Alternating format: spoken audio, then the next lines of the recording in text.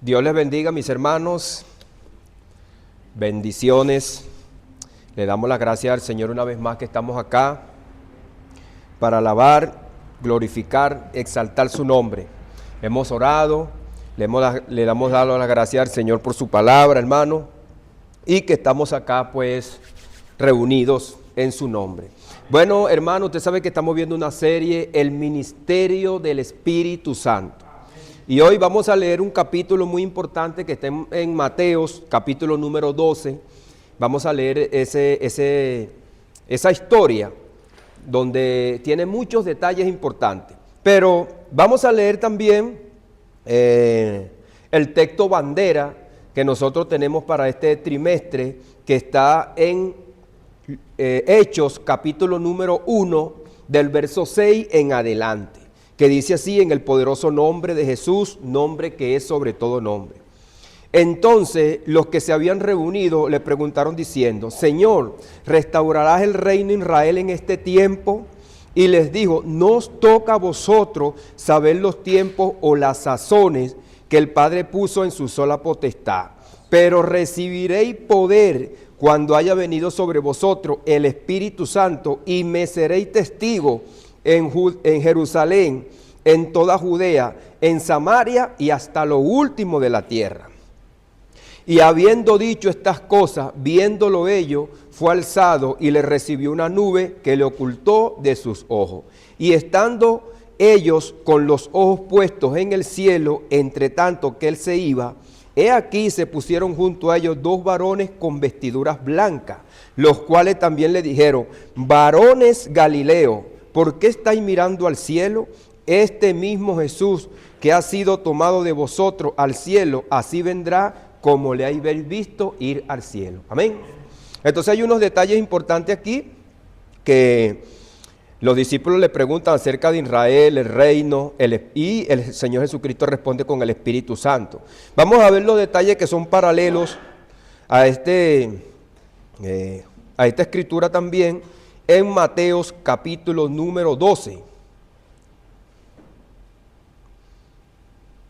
Y vamos a ver el subtítulo donde se encuentra la blasfemia contra el Espíritu Santo.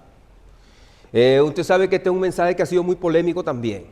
Hay gente que dice que después que usted le reprende algunas cosas que son indebidas espiritualmente, muchos alegan que usted está blasfemando contra el Espíritu Santo. Pero vamos a ver en el contexto histórico y también en el contexto actual, cómo nosotros aplicaríamos esta palabra, si es aplicable para este tiempo, y si es aplicable, cómo nosotros la deberíamos aplicar. Dice así la palabra desde el verso 22 en adelante, que se encuentra también en Marcos 3, Lucas 11, pero aquí lo vamos a ver en Mateo capítulo número 12, verso 22. Dice así: entonces fue traído a él un endemoniado, ciego y mudo, y le sanó, de tal manera que el ciego y mudo veía y hablaba.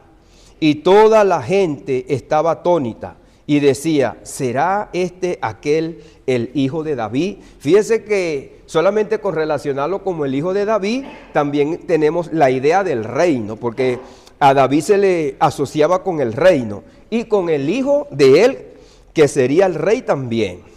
Dice: mas los fariseos al oír decían: este no echa fuera los demonios sino por Beelzebú, príncipe de los demonios. Sabiendo Jesús los pensamientos de ellos, les dijo: todo reino dividido contra sí mismo es asolado, y toda ciudad o casa dividida contra sí mismo no permanecerá. Fíjense que estamos también teniendo la idea del paralelismo que hemos leído en Hechos. Después que Jesucristo resucita, también ellos le hacen la pregunta del reino. Pero aquí el Señor Jesucristo está dando a entender la naturaleza del reino. Dice: sabiendo Jesús los pensamientos de ellos, todo reino dividido contra sí mismo es asolado, y toda ciudad o casa dividida contra sí misma no permanecerá. Y dice: y si Satanás echa fuera a Satanás, contra sí mismo está dividido. ¿Cómo pues permanecerá su reino? Entonces fíjese que hay que entender que no está hablando de varios reinos, ni hay dos Satanás tampoco, sino que hay un solo reino y un solo rey de este reino, que es Satanás.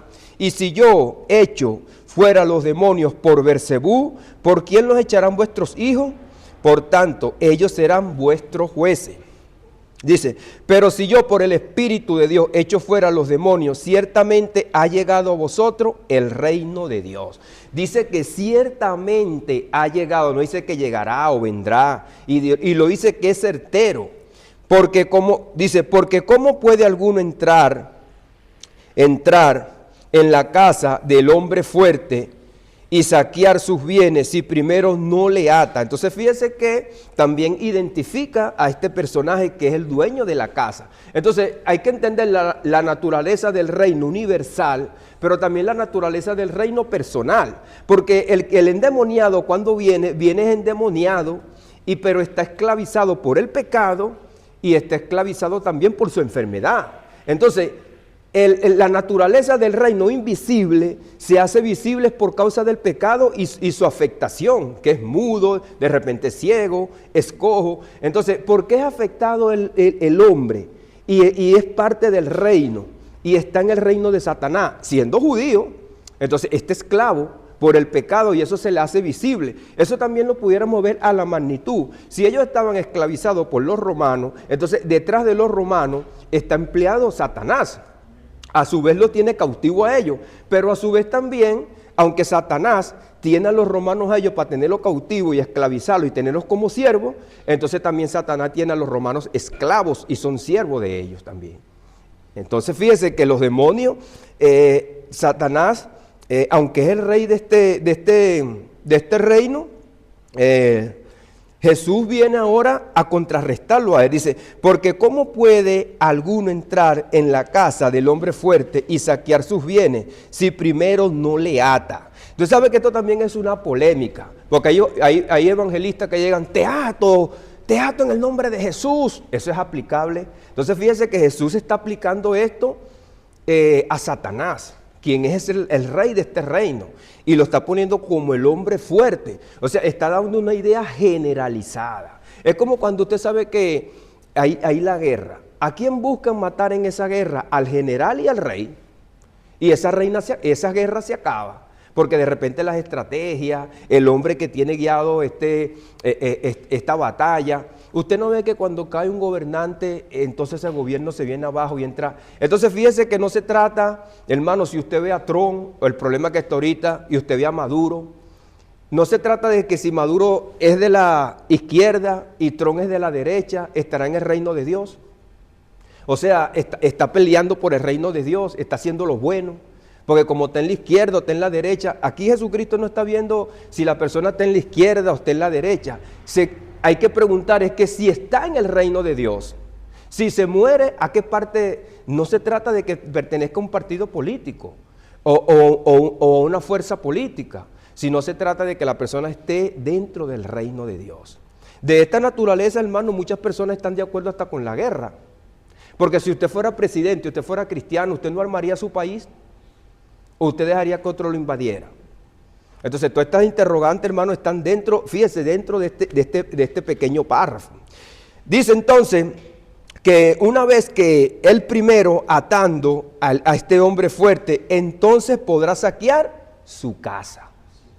Entonces, no está hablando nada más de una casa, de una familia. También está poniendo la analogía al hombre que vino, que estaba atado. Pero como él ató al hombre fuerte, entonces él pudo desatar a este siervo que era de este hombre, del hombre fuerte que tipifica a Satanás. Entonces, ¿cómo le quita a Jesucristo ese siervo que está en las tinieblas para pasarlo al reino de la luz? Bueno, atando a su amo. Atando a su amo. Dice, el que no es conmigo, contra mí es. Entonces aquí está la clave, hermano. El que no se sujetaba a este reino y a este rey, bueno, entonces usted queda ahí en el reino de las tinieblas preso.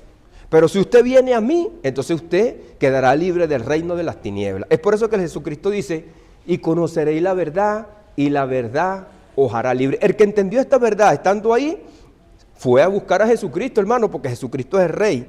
Dice, y el que conmigo no recoge desparrama. Tú no vas a tener la riqueza de este reino si tú verdaderamente no estás con Cristo. Y después dice, por tanto os digo, todo pecado y blasfemia será perdonado a los hombres, mas la blasfemia contra el Espíritu no será perdonada. Entonces entra también, hermano, a la luz el pecado. Porque la naturaleza de este reino y el poder de este reino es pecaminoso. Y por causa del pecado, entonces los hombres están esclavos, porque todo el que comete pecado es esclavo del pecado. Entonces, hermano, teniendo todas estas ideas, a nosotros se nos hace fácil ver este panorama. Porque ya no es, hermano, porque sea un reino que simplemente es con espada y caballo, sino que también es un reino que se posesiona del corazón de los hombres. Entonces, dice, cualquiera pues que... dice, a cualquiera que dijera alguna palabra contra el Hijo del Hombre le será perdonado, pero el que hable contra el Espíritu Santo no le será perdonado, ni en este siglo ni en el venidero. Bueno, usted sabe también que este es otro pensamiento que tenían los judíos, este siglo y el venidero, porque ellos tenían una idea de que ellos estaban viviendo un siglo, un tiempo, y cuando viniese el Mesías iba a venir un siglo venidero, un tiempo venidero, o sea, iba a venir el reino, como lo dice Isaías, que ellos iban a tener todas las cosas, iban a reinar tranquilos, y las naciones, ellos serían cabeza de las naciones, y un poco de cosas tenían ellos en la mente. Por eso que en la mente de ellos hay que entender la naturaleza de cómo ellos veían el reino que ellos estaban viviendo y cómo ellos esperaban el reino después del Mesías. Entonces, fíjense que todo esto también está dentro de un contexto histórico. El Señor Jesucristo entonces le dice, a cualquiera que dijera alguna cosa contra el Hijo del Hombre, le será perdonado. Pero al que hablare contra el Espíritu Santo no le será perdonado, ni en este siglo ni en el venidero. Dice, o hace el árbol bueno y su fruto bueno, o hace el árbol malo y su fruto malo, porque por el fruto se conoce el árbol. Entonces, hermano, usted no se va a conocer, usted no se va a hacer y se va a identificar con este reino porque usted sea de la izquierda, usted sea de la derecha, usted está con los buenos, usted está con los malos. No.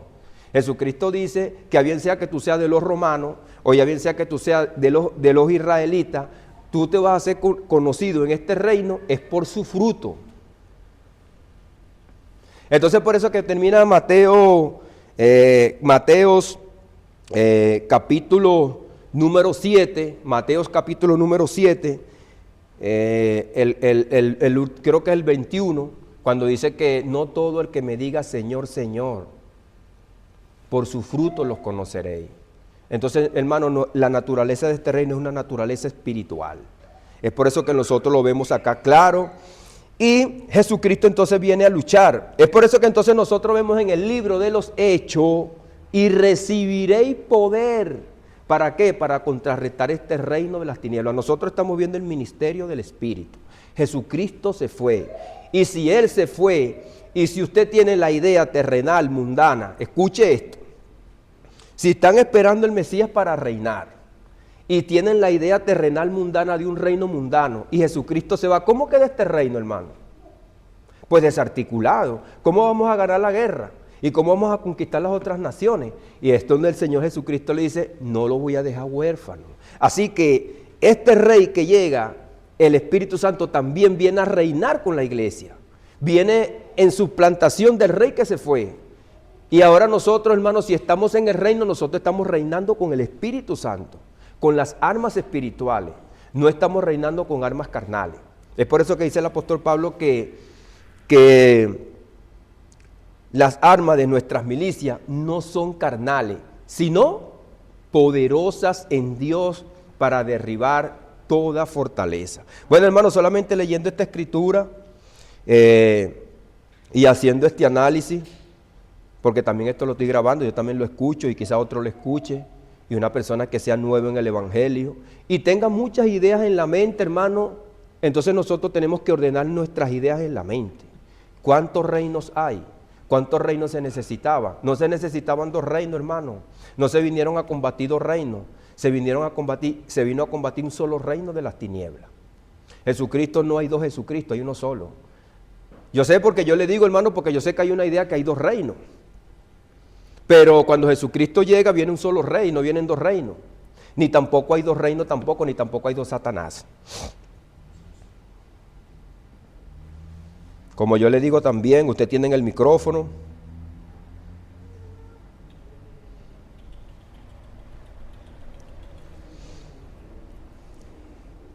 Entonces subrayamos acá en esta escritura David, que lo asocia a un reino dividido, todo reino dividido. Entonces fíjese que Satanás tenía un solo rey aquí, era el rey, pero ahora hay dos reinos. Entonces sí, ahora se podía dividir un reino. Es por eso que el Señor Jesucristo, hermano, dice que no se divida. El apóstol Pablo le dice, ¿acaso está dividido Cristo? Cristo más bien vino a unirlo. Entonces esa es la oración de Juan capítulo número 17, Padre, que tú y yo seamos uno como Él ha sido uno. Luego en esta escritura también encontramos el Espíritu de Dios y también encontramos la atadura de Satanás. Esto lo estoy subrayando yo en la palabra acá, el que no es conmigo contra mí es. Todo pecado, la blasfemia. Entonces, hermano, también está la naturaleza en este reino del pecado. Ahora, el perdón también está aquí. Entonces, para ser traspasado del reino de las tinieblas al reino de la luz, tiene que actuar el Espíritu Santo, tiene que haber el perdón, y entonces ahí es donde está el traslado como nueva criatura.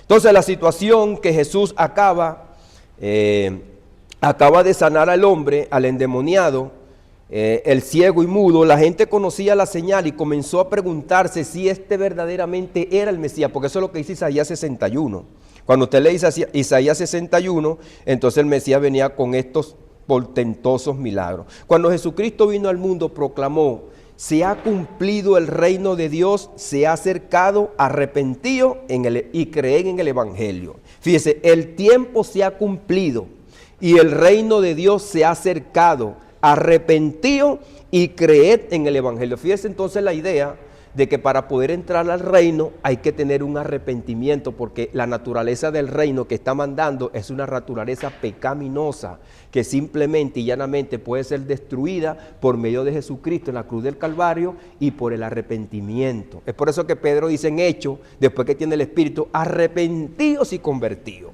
Entonces Marcos 1:15, entonces habla el Señor Jesucristo la posibilidad de entrar a este reino, y cuando dice creed es por la fe.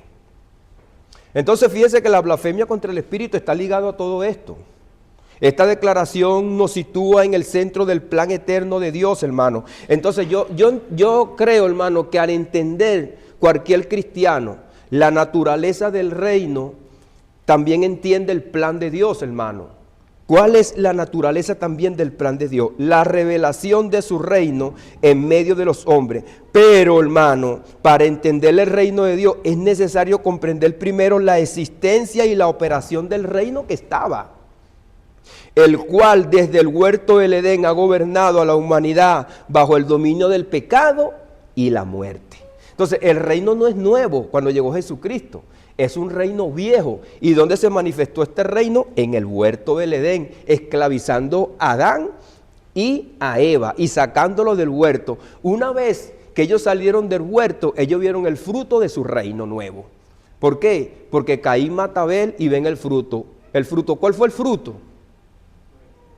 El pecado, la muerte, hermano. Y ahí se dio el fruto. Entonces preguntábamos, ¿cuántos reinos hay? En términos espirituales, la Escritura enseña que hay un solo reino, un solo dominio, que domina al humano caído y es gobernado por Satanás. Entonces sabemos, dice Juan, sabemos que somos de Dios y el mundo entero está bajo el maligno. No se escapa ninguno, hermano. Ya bien sea que sea presidente, ya bien sea que sea muy físico, muy químico, muy elocuente, muy tranquilo, muy buen padre de familia, pero si es del mundo, está bajo el gobierno de Satanás. ¿Queda claro? Ahora, ¿quién es el rey de este reino? Pues fíjese lo que dice aquí. En Juan 12:31, Jesucristo dice que el adversario de este reino es Satanás. Es el adversario, es a quien Jesucristo llama el príncipe de este mundo y también viene a atarlo. ¿Cuál es su poder? Bueno, su poder es el pecado, puesto que el pecado, hermano, entró en el hombre Y dice que entonces la muerte pasó a todos los hombres. Su poder es el pecado, pues por el pecado entró la muerte. Por tanto, como el pecado entró en el mundo por un hombre y por el pecado de la muerte, así la muerte pasó a todos los hombres por cuanto todos pecaron. Romanos 5, verso 12. Ahora, ¿cuál es su fuerte, hermano? El hombre fuerte, ¿qué es lo que él tiene y su fortaleza que manifiesta? El engaño y la mentira. Porque Satanás es homicida desde el principio y padre de mentira. Juan 8:44. Fíjese cómo Jesús va desmascarando poco a poco todos estos detalles. ¿Cómo domina a los hombres? Ya lo habíamos dicho, por medio de la esclavitud del pecado. Porque está escrito, el que hace pecado es esclavo del pecado. Juan 8:34. ¿Cuál es su fin? ¿Cuál es el fin de este reino y el fruto de este reino? ¿Lo dijo usted, hermano Héctor? La muerte. La muerte eterna, porque la paga del pecado, ¿qué es? Muerte. Romanos 6:23. Está sencillo, hermano. No necesita ser un gran teólogo. Yo no digo que usted no vaya a una universidad a estudiar, pero cuando usted lee la palabra está clara. Entonces, hermano, la universalidad del dominio del pecado. Entonces, el pecado no es solamente existencial en una geografía pequeña o en un individuo, sino es que afecta a todos, a todos. Ahora, fíjense que Caín y Abel, ellos no pidieron nacer, ya Dios lo había dicho, fructificado y multiplicado. Pero bueno, por la voluntad de Dios, dijo Eva, he tenido varón. Entonces, por la voluntad de Dios, todo hombre ha entrado aquí, por su misericordia. Pero por la desobediencia, vienen infectados por el pecado, no es culpa de Dios. Porque hay gente que dice, no, yo estoy sufriendo, yo estoy en este mundo, ¿por qué hay tantas guerras? Porque yo nací tan pobre. ¿Cuándo conoceré yo un hombre rico? Dice una mujer. ¿Por qué yo nací en esta familia tan pobre? Pero hermano, nadie tampoco dice y se queja porque nació en una familia rica. También se quejan. También se quejan. Los otros días yo vi un documental donde la señora de un gran millonario lo esperaba, exitoso, todas sus empresas, pero no le había comprado el regalo de Navidad a su hijo. Y su hijo estaba llorando ahí en la puerta, esperando al papá, porque el papá estaba más pendiente de las empresas que su hijo. Entonces, hermano, ese niño que veía a su papá millonario no le importaba la riqueza, lo que le importaba era el amor del papá hacia él. Todos los niños por ahí pobres tenían su regalo, pero el hijo del millonario no tenía su regalo. Entonces, hermano, ¿cómo ese niño podía disfrutar a su papá? ¿Cómo podía verlo con buenos ojos? Entonces, hermano, más allá de que nosotros tengamos un conocimiento, la sabiduría, nosotros tenemos que disfrutar a Cristo, hermano, y hacernos esa pregunta. ¿Estamos nosotros disfrutando a Cristo que nos ha libertado del pecado? ¿Para qué nos libertó?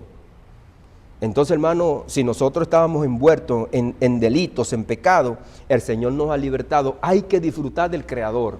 Hizo todas las cosas para que nosotros las disfrutemos, pero si vamos a disfrutar todas las cosas y no lo vamos a disfrutar Él, ¿está usted disfrutando a Cristo? ¿O solamente disfruta las cosas que Cristo le dio? Así la entrada del reino en la historia humana comenzó en el huerto, cuando la serpiente sedujo a Eva y Adán pecó, trayendo condenación a toda la humanidad, nada más y nada menos. Desde entonces el hombre quedó bajo la potestad ¿de qué? De las tinieblas. El plan de Dios frente al reino de las tinieblas. Dios no dejó al hombre en esa condición. Desde el principio anunció la victoria de su reino por medio de la promesa del Redentor. Y pondré enemistad entre ti y la mujer, y entre tu simiente y la simiente suya. Esta te herirá en la cabeza y tú le herirás en el calcañar. Entonces Jesucristo vendría a herir en la cabeza a aquel quien plantó el reino de la muerte, para destruir a la muerte. Esto es lo que dice Hebreo 2:14.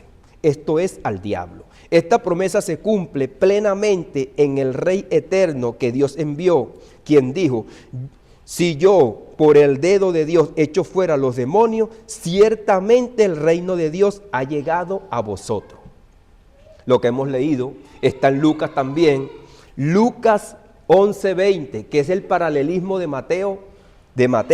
Entonces, fíjese lo que dice Jesucristo. Si yo, por el dedo de Dios, echo fuera los demonios, ciertamente el reino de Dios ha llegado a vosotros. El postrer Adán. Es por eso que Pablo le dice el postrer Adán. Porque así como el pecado entró por un hombre y la muerte pasó a todos los hombres, así por la justicia de uno entró entonces la justificación de vida, es lo que dice el apóstol Pablo en Romanos, así esta justificación pasa a todos los que creen. Entonces, hermano, no es solamente que es porque yo tengo un hijo, entonces mi hijo nació y ya es salvo. No, porque dice al que crea. Es por eso que también nosotros no bautizamos a los niños, porque los niños tienen que creer mientras que ellos van creciendo. Entonces, hermano, en donde hay un juego muy importante del Espíritu Santo. Y esta enseñanza, el reino de Dios y el ministerio del Espíritu, porque no le había dado el título, pero la vamos a titular el reino de Dios y el ministerio del Espíritu Santo. Entonces, ¿dónde juega un papel importante, hermano, el Espíritu Santo en la manifestación del reino? Un papel importante el Espíritu Santo en la manifestación de este reino. El reino de Dios no se establece con espada, ni con ejército, ni con política humana, sino con el poder del Espíritu Santo. Ni con charlas, ni con psicología, ni con filosofía. El Señor le dijo a sus discípulos, pero recibiréis poder cuando haya venido sobre vosotros el Espíritu Santo y me seréis testigos. Entonces, sin el Espíritu Santo era imposible, hermano, llevar a cabo el reino y que el reino llegara hasta lo último de la tierra. Y sacase la idea del reino mundano y terrenal, que esto no es con espada, no es con ejército, sino es con el Santo Espíritu de Dios, como dice también Zacarías. Entonces este reino iba a llegar hasta lo último de la tierra. Fíjese que aquí hay muchas ideas, hermano. Porque Jesucristo cuando habla las parábolas, habla también acerca de la naturaleza del reino. El Espíritu Santo es el poder del reino de Dios en los creyentes, por medio del cual se liberará a los hombres de la esclavitud del pecado y los trasladará hacia la luz, sacándolo de las tinieblas. Eso lo dice el apóstol Pablo en Colosenses capítulo número 1, verso 13. Dice, el cual nos ha librado de la potestad de las tinieblas y nos ha trasladado al reino de su Hijo amado. Pero ¿cómo ha sido ese traslado? Por causa pues de la fe, hermano, y por el poder del Evangelio y por el poder del Espíritu Santo. Entonces, ¿cómo nosotros hemos salido de las tinieblas a la luz del Hijo del amado? Por medio del Evangelio. De esta manera, antes de entrar en todos estos detalles, hermano, del ministerio del Espíritu, es necesario entender la naturaleza del reino y la posición que tiene el Espíritu Santo dentro del reino. Solo así se comprende, hermano, esta blasfemia contra el Espíritu. Porque si la persona empieza a blasfemar contra el Espíritu Santo, contra la obra de Dios, pues nos queda a merced de Satanás y no va a ser perdonado. Satanás no lo va a perdonar. Entonces, a los fariseos, los saduceos, hermano, decir que el Espíritu Santo que estaba operando era el espíritu del enemigo, ellos quedaban a merced del enemigo. Bueno, el hermano va a tener allá una intervención.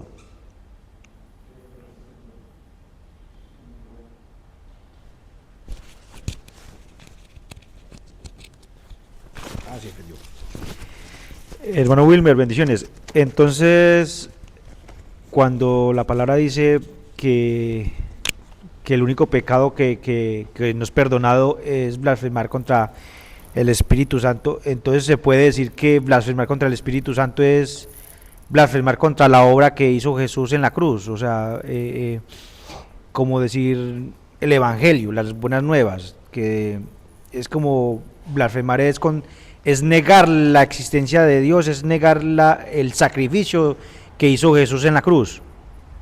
Bueno, en el contexto que nosotros lo estamos viendo, es en el contexto del ministerio, la operación del ministerio de Cristo. Porque Jesucristo está haciendo la obra que sale en Isaías. Vamos a leer Isaías 61.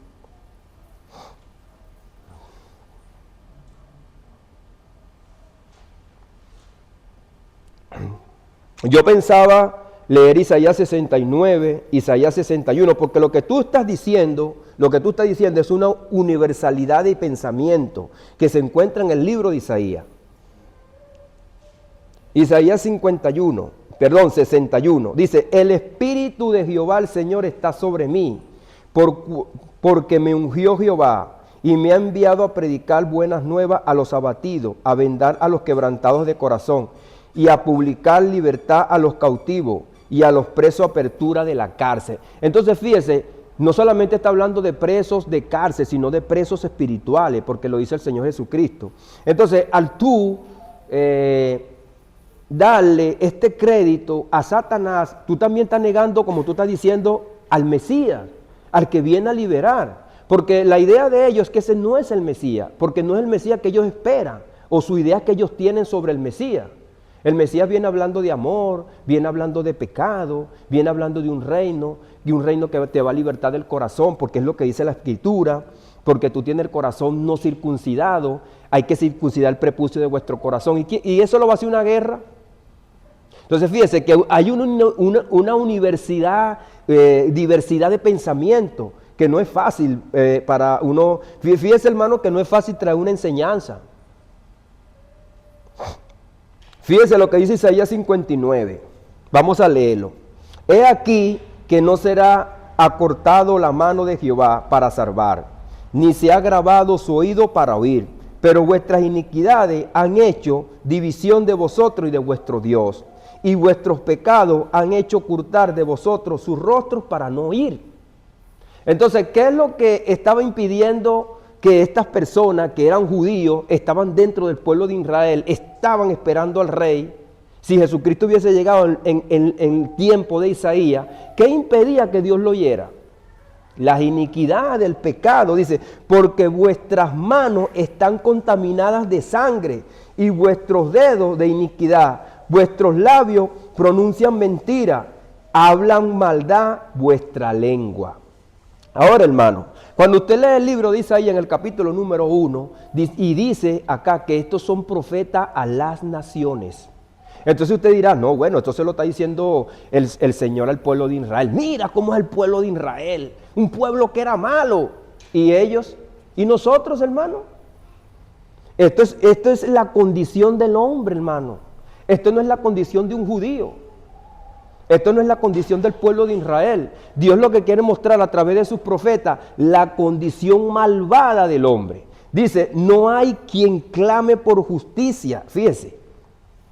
Dice, ni quien juzgue por la verdad. Confían en vanidad y hablan vanidades. Conciben maldad y dan a luz iniquidad. En pecado me concibió mi madre. Eso lo dijo David. Dice, sus telas no servirán para vestir, ni de sus obras serán cubiertos. Sus obras son como obras de iniquidad, y la obra de rapiña está en su mano. Dice, sus pies corren al mar y se apresuran para derramar sangre. ¿A dónde dice esto? Romanos capítulo número 9. Es lo que dice el apóstol Pablo, y el apóstol Pablo está haciendo una radiografía de los seres humanos, tanto de gentiles como de judíos. Sus pies corren al mar, se apresuran para derramar sangre. Inocente, mire, fíjese, sangre de inocente. Sus pensamientos de iniquidad, de destrucción y quebrantamiento hay en sus caminos.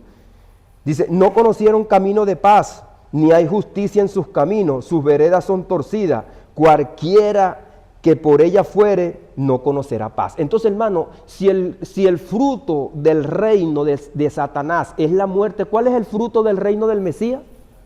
La paz, aquí lo dice, y la vida. Fíjese el contraste. Entonces, por esto, dice, se alejó de nosotros la justicia y nos dejó de alcanzar la rectitud. Dice, esperamos luz y he aquí tiniebla, esplendores y andamos en oscuridad. Palpamos la pared como ciegos y andamos en tiendas como sin ojo. Tropezamos a mediodía como de noche, estamos en lugares oscuros como muertos. Los que pertenecen a ese reino son tan muertos, hermano. Dice, gruñimos como osos todos nosotros y gemimos lastimosamente como paloma. Esperamos justicia y no la hay, salvación y se alejó de nosotros. Porque el que está en estos caminos, hermano, no hay salvación. Si usted blasfema contra el Espíritu del Mesías, que es lo que va a hablar más adelante Isaías, entonces usted permanecerá en este reino. Usted no cambiará de reino. Dice, el prevaricar y mentir contra Jehová y el apartarse de en pos de nuestro Dios, el hablar calumnia y rebelión, concebir y proferir del corazón palabras de mentira. Dice, y el derecho se retiró y la justicia se puso lejos, porque la verdad tropezó en la plaza y la equidad no pudo venir. Si usted entiende todas estas escrituras, hermano, si usted está hablando contra la verdad, usted está hablando contra el derecho, usted está hablando contra la justicia, entonces, hermano, pereció el derecho. La justicia no vendrá a usted. Y dice, y vio que no había hombre, y se maravilló que no hubiera quien se interpusiese. Dice, y lo salvó su brazo, y le afirmó su misma justicia. ¿De quién se está hablando aquí? Fíjese que ya hay un panorama diferente. En este versículo número 16, Dios empieza a cambiar este panorama. Dice, y vio que no había hombre. De ahí para arriba, hermano, no hay ningún hombre bueno. Eso es por eso que el apóstol Pablo dice que no hay ninguno bueno. Y dice, y se maravilló que hubiera quien se interpusiese. Entonces, ahí fíjese que viene uno que se va a interponer. Y dice, y se maravilló, porque sí se encontró uno. Eso es lo que dice Apocalipsis, no había quien abriera los sellos, pero viene uno que se interpone, dice. Y se maravilló que no hubiese quien se interpusiese. Y dice, y lo salvó su brazo, y se afirmó por su misma justicia. Este es Cristo, hermano. Dice, pues de justicia se vistió como de una coraza, y con yelmo de salvación su cabeza. Tomó ropas de venganza por vestidura, y se cubrió de celo como de manto. Dice ahora sí, fíjese lo que dice el verso 18. Como para vindicación y como para retribuir con ira a sus enemigos y dar el pago a sus adversarios. El pago dará de la costa. Y dice, y temerán desde el occidente el nombre de Jehová y desde el nacimiento del sol su gloria, porque vendrá el enemigo como río, mas el espíritu de Jehová se levantará como bandera contra él. Entonces, hermano, ¿cómo se iba a contrarrestar estos personajes que estaban en el reino de las tinieblas? Con el Espíritu de Dios. Aquí dice, y vendrá como bandera. Y dice, y vendrá el Redentor a Sión, y a los que se volvieren de la iniquidad en Jacob, dice Jehová. Fíjese que esto es lo que utiliza el apóstol Pablo en Romanos, y lo va a llevar a Romanos capítulo número 11. Dice, vendrá el Redentor a Sión. No que el Redentor va a ir a Sión, sino que va a venir de Sión. Dice, vendrá el Redentor a Sión, y los que se volvieren de iniquidad de Jacob, dice, fíjese lo que dice ahora, y este será mi pacto con ellos, dijo Jehová, el espíritu mío que está sobre ti, y mis palabras que puse en tu boca, no faltarán de tu boca, ni de la boca de tus hijos. Entonces, si cuando el Espíritu de Dios que está en el Mesías entrara en los justos aquellos que se iban a arrepentir, entonces ellos también iban a recibir el Espíritu Santo. Pero ¿cuándo iba a ser eso? Cuando viniera el pacto. Este será mi pacto con ellos. Entonces, para poder tener esta justicia, el Mesías tenía que morir en la cruz y confirmar el pacto.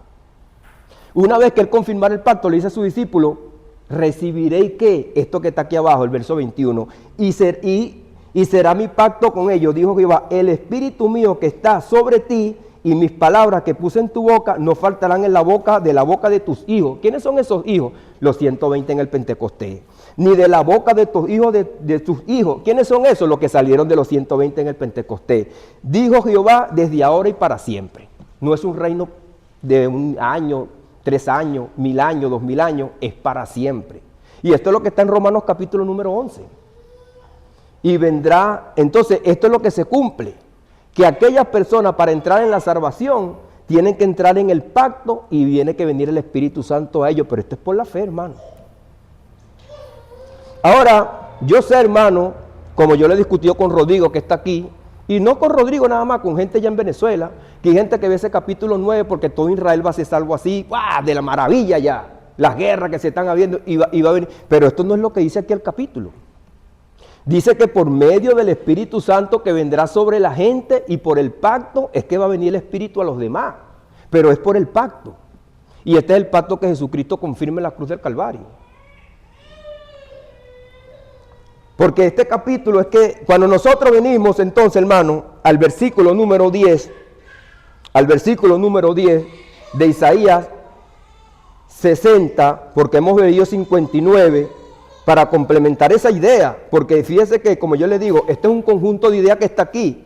Dice, y extranjeros edificarán tus muros, y sus reyes te servirán, porque en mi ira te castigaré, mas en mi buena voluntad tendré misericordia de ti. El castigo de nuestra paz fue sobre él. Y Dios, entonces, hermano, de lo que nosotros nos salvamos, de la ira y del castigo de Dios.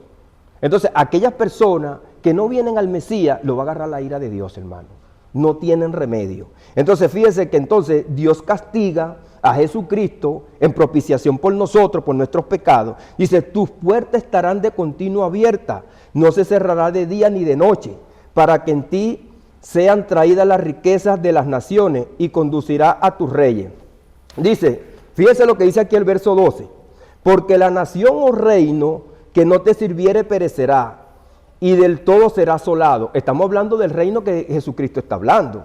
Dice, para recorrer el lugar de mi santuario, y yo honraré el lugar de mis pies, y vendrán a ti humillados los hijos de los hijos que te afligieron, y de las pisadas de tus pies se volverán todos los que te encarnecieron. Dice, y serán llamados ciudad de Jehová, Sión del Santo de Israel. Cuando usted ve esto aquí, hermano, el mismo Jesucristo aquí es tipificado como un reino, como un rey y como una ciudad. Dice, fíjese lo que dice aquí, en vez de estar abandonada y aborrecida, tanto que nadie pasaba por ti, dice, haré que seas una gloria eterna, el gozo de todos los siglos, y mamarás la leche de las naciones, el pecho de los reyes mamarás, y conocerás que yo, Jehová, soy el Salvador tuyo, Redentor tuyo, el fuerte de Jacob. Fíjense cómo es visto Jesucristo aquí y cómo es señalado como un rey, como un reino y como una ciudad. ¿Por qué? Porque los que están con él, los que son justificados, son hijos de él, y los que son justificados, justifican a los otros por su palabra, por el evangelio, que vienen a él y hacen el reino. Ahí está, hermano, Isaías, del 59 o del 50. Usted lo empieza a leer desde el 50 y se encuentra todo este panorama. Porque cuando usted pasa también, eso es lo que pasa entonces en el 61, el Espíritu de Jehová el Señor. Fíjese que es una corrida de pensamiento. Ahora usted blasfemar contra este rey, contra este reino, usted no va a entrar en este reino. Usted no tiene posibilidad. Usted está en contra del rey, usted está en contra de la salvación. Ahora, si bien es cierto, hermano, muchos teólogos, hablando acerca de la blasfemia contra el Espíritu, muchos teólogos han llegado, que yo lo he leído pues hace muchos años, han llegado a la conclusión de que eso no se puede volver a dar, porque Jesucristo ya no está aquí en carne predicando. Y para que eso se dé, Jesucristo tiene que estar aquí. Y usted hablar en contra de él, de las señales que está haciendo. Pero si bien es cierto, hermano, aunque Jesucristo no esté aquí, si usted le está predicando el evangelio a alguien y esa persona blasfema, habla mal contra el evangelio, contra los evangélicos y no se arrepiente, ¿usted cree que va a ser perdonado? Pues no, porque el perdón es por fe. Ahora, quizás no se está cumpliendo la blasfemia contra el Espíritu estando Jesucristo aquí en la tierra, pero está blasfemando de la obra de Dios. No tiene fe y no entra a la obra de Dios. Queda a merced de Satanás, hermano, y a merced de la ira de Dios. Entonces fíjese que este es un pensamiento importante.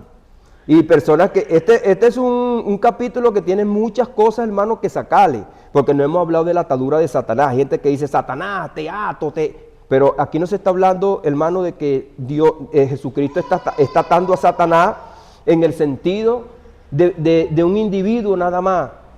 Se está hablando que está atando a Satanás en el sentido del reino completo para poder liberar a todos los que están cautivos. Pero Jesucristo se fue, hermano. Entonces, ¿cómo quedarían entonces la gente desatada? Bueno, por medio del poder del evangelio. Y es entonces donde la iglesia entra en escena. Traer, hermano, al arrepentimiento a aquellas personas que están muertas en delitos y pecados.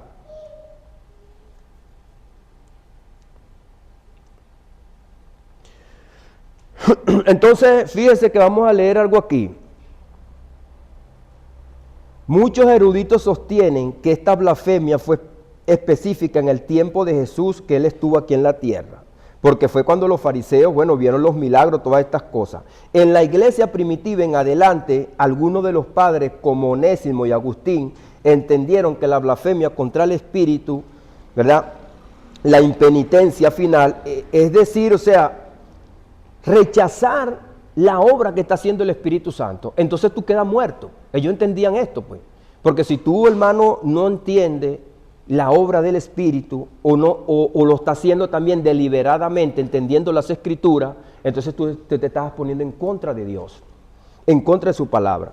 Otros sostienen que ya no se puede repetir exactamente porque Cristo no está aquí físicamente, lo que yo le he dicho, y no se puede repetir este principio. Ahora, si usted resiste a Satanás, como estamos hablando, y a la prédica del Evangelio, usted está resistiendo al Espíritu Santo. Fíjese lo que dice ahora, hermano, ¿la iglesia puede blasfemar contra el Espíritu Santo? Fíjese lo que dice el apóstol Pablo, 1 Corintios 12:3. Nadie que hable por el Espíritu de Dios llama anatema a Jesús, y nadie puede llamar a Jesús Señor si no es por el Espíritu Santo. Entonces, la iglesia puede apagar, hermano, o puede contristar el Espíritu, mas no puede blasfemar. Porque usted no está en contra del Espíritu, usted está a favor del Espíritu. Que nosotros, hermano, pudiéramos tener un roce doctrinal y una persona está hablando en lengua y dice, bueno, ese es el demonio. Cuidado, porque puede estar blasfemando contra el Espíritu. Eso que dice de blasfemar contra el Espíritu es muy similar a Hechos 7, donde Esteban le dice eso a los fariseos. Bueno, eso mismo, ustedes resisten al Espíritu Santo como vuestros padres. Fíjense que no es nuevo tampoco. Cuando Esteban está hablando, él le dice que no lo están resistiendo a él, sino al Espíritu Santo, que va a hacer la transformación en sus corazones. Y al resistir al Espíritu Santo, están hablando, bueno, la palabra blasfemia es hablar mal, están hablando mal en contra del Espíritu Santo.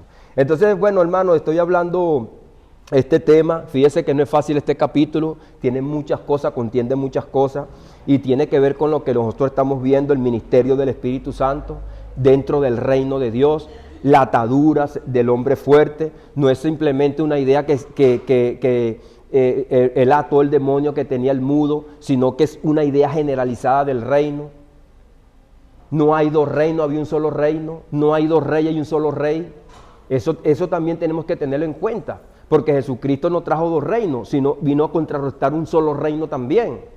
No dos reinos. Entonces toda la visión que tenían los fariseos, los saduceos, los herodianos, los escribas, los discípulos y hasta el mismo Juan el Bautista, Jesucristo le está aclarando. Porque Juan el Bautista dijo, bueno, va a venir otro rey porque yo estoy preso. ¿Será que me vas a sacar de la cárcel? No entendía la naturaleza del reino, pero también muchos dicen que sí la entendían porque él esperaba el juicio que Dios iba a derramar en causa de sus enemigos. Y ese juicio vino, hermano, ese juicio se derramó en contra de los enemigos. Entonces nadie que hable por el Espíritu de Dios llama anatema a Jesús, y nadie puede llamar a Jesús Señor si no es por el Espíritu Santo. Esto confirma que un verdadero creyente, hermano, no va a blasfemar contra el Espíritu. Podrá tener una mala doctrina, podrá tener una mala perspectiva, pero no va a venir a blasfemar contra el Espíritu, que el Espíritu lo hizo nueva criatura. Por eso le digo, si una persona está hablando locura y usted le dice, bueno, hermano, Pablo blasfemó contra el Espíritu cuando le dijo a los corintios, no hablen a la locura. Si va a hablar uno en lengua, hable uno o dos más o tres, y si no hay intérprete, calle. ¿Eso es una blasfemia contra el Espíritu, hermano, o es disciplina a la iglesia? Una disciplina a la iglesia. Pero hay personas que se oponen, pues. Usted se mete ahorita por las redes sociales y hay gente que dice que tienen el espíritu de ciencia y de adivinación. Eso es brujería dentro de la iglesia. Si tú se lo dices, estás blasfemando contra el Espíritu. Pero esta es la verdad, pues, hermano. Bueno, hermano, ya llegó la hora. Le damos las gracias al Señor por esta escritura. Y ahí están las escrituras. No es de interpretación privada. Dios les bendiga.